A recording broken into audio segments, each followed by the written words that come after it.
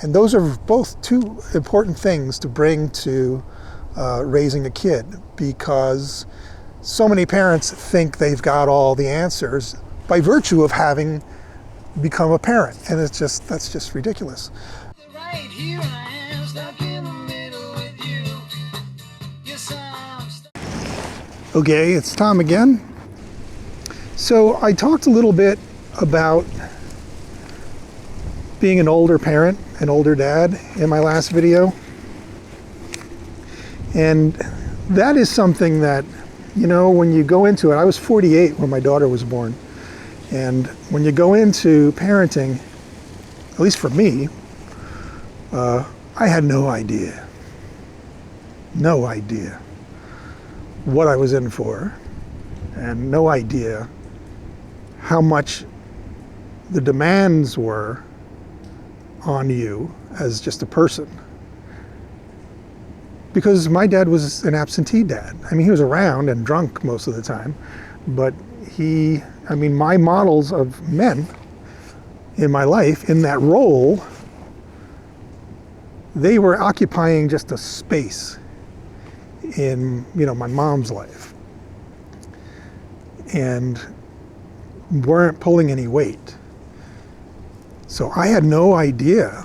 I mean, stupidly, when we talked about having kids, I jumped right in with both feet, because it never occurred to me that much was required. That sounds ridiculous now, right? But that was the world, and that was my background that I came from, that not much was required. But when you do it right, apparently, everything you have is required most of the time. So, and that's okay. I'm in for the long haul, of course, and I love my kid, but I had no idea. So I certainly didn't give a thought to what it would mean to be an older dad, and what it would mean to maybe be on the back nine. I'm not a golfer, but you know what I mean. To be on the trailing edge of your energy, and we're in a time where you get to, if you know what you're doing, reinvent yourself a lot throughout your life. But that's a little different, a little harder if you're a parent. And I am someone who just never really hit their stride as a grown-up and professional. I worked for 22 years in the same company in the arena that I wanted to be in the movie business, in visual effects, but didn't have a creative job. I just managed to get a jobby job. So I still thought there was plenty of time to reinvent myself and get into the creative side. And I did I took a lot of steps toward that, and was maybe making some progress. I don't know. But eventually, you get kind of stuck, you get kind of pigeonholed, and then COVID hit, and everything ended abruptly. It just ended. We had no idea when they were sending us out for 6 weeks that in actuality, in a handful of months' time, we'd be leaving the state, and I'd be in the Midwest somewhere where I'd never considered moving to before. But my wife had family here, and we could afford it better, and she had a job offer that could be done. All the details you don't need to care about, but it just sort of worked out. And my daughter had some schooling needs that really required one of us to be sort of front and center. So I decided to go along with this plan. And it was you know, a mutual decision to try it out and just up stakes and move to the Midwest. And that's, oh, you can see our friends over there. Got to keep them out of my video. You can see it's kind of beautiful here in the winter. But the difference between weather where I first grew up in like New York, New Jersey, and I had my fair share of snow and ice and storms in New Jersey. You get them. It gets colder here, by and large, but the snow here in the 5 years we've been here, it's, you know, it's appreciable, but it's nothing I wasn't used to in my youth. I've seen the worst snowstorms still after 5 years in Minnesota. The first snowstorms, the worst snowstorms that I've ever encountered were in New Jersey. Let me tighten this a little bit. Nothing here in the last 5 years, since I've been here, compares to, what was it, the snowstorm of 95, was it? Well, first of all, the blizzard of 77, when I was a very young lad, was, you know, 3 times worse than anything I've seen in Minnesota so far. The difference is that, the big difference is that they respond to it there. They get out and they make things safer. They close the park or whatever. Here they just kind of slough it off.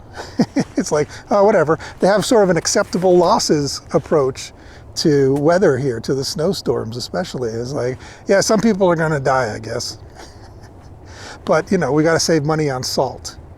I just don't get that end of things here. That kind of boggles my mind and kind of peeves me off a little bit. But that is what it is here. And you just got to, you know, I'm not going to change Minnesota any more than Minnesota is really going to change me much, I think. So, détente. So I was talking, and I don't want to make this a huge video, about being an older dad. And some of the differences in being an older dad versus when most people are doing it in their 20s, right?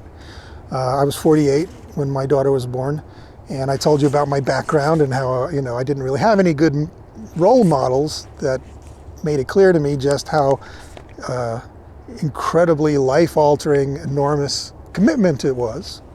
But some of the other things that come to mind in being an older dad these days that maybe was different, you know, a couple decades ago, was that you're allowed to reinvent yourself these days and be someone in their 50s reinventing themselves.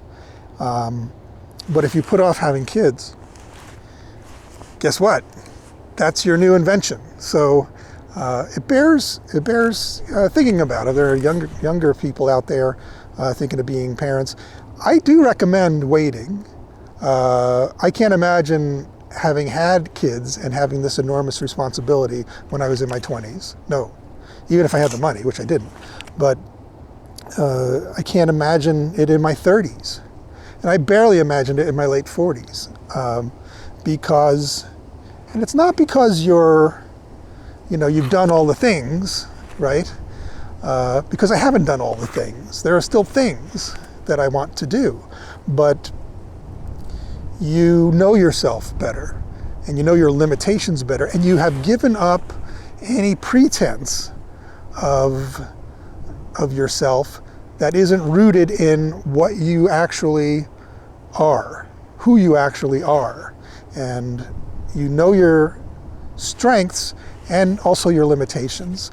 And those are both two important things to bring to raising a kid, because so many parents think they've got all the answers by virtue of having become a parent, and that's just ridiculous. I know now that I would have been probably a terrible dad in my 20s and 30s, because A, I didn't have the background to know what I was getting into, but B, I didn't know myself, and I didn't know how to approach another human being in their upbringing honestly. being honest to me, to myself, not let alone to them, about what I could bring to the table, what I could bring to bear, and what kind of advice and role model I could be. But now I know myself a lot more. And I think I'm bringing that to bear and being a better parent for it. But, you know, it's hard to get up off a chair sometimes. And it's hard to, I'm not a real big disciplinarian, so it's hard to, you know, things seem to matter less to you when you're older, little things, and sometimes kids need big lessons to prepare them in life, and I'm kind of like, you know, like I said, I'm from New Jersey. If the cop didn't see it, I didn't do it. But you can't raise a kid that way. So there's a balancing act. There's a balancing act in between who you are and who you want your kid's dad to be, if that makes sense. So, but I'm glad we waited. If you're an older dad or a new dad and you see this, I'd love to know your thoughts on that topic. But yeah, so I think I'll stop there. This is the beautiful area where we live. It's growing on me.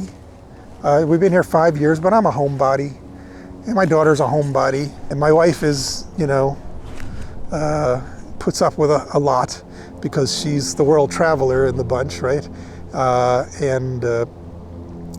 So I think it's incumbent upon me to let the Midwest grow on me a little bit more and get out and enjoy it a little bit more. And that's part of what this channel might be going forward. We'll see. So thanks for spending a few minutes with me. I'll see you next time. All right. Well, like one shepherd said to the other, let's get the flock out of here.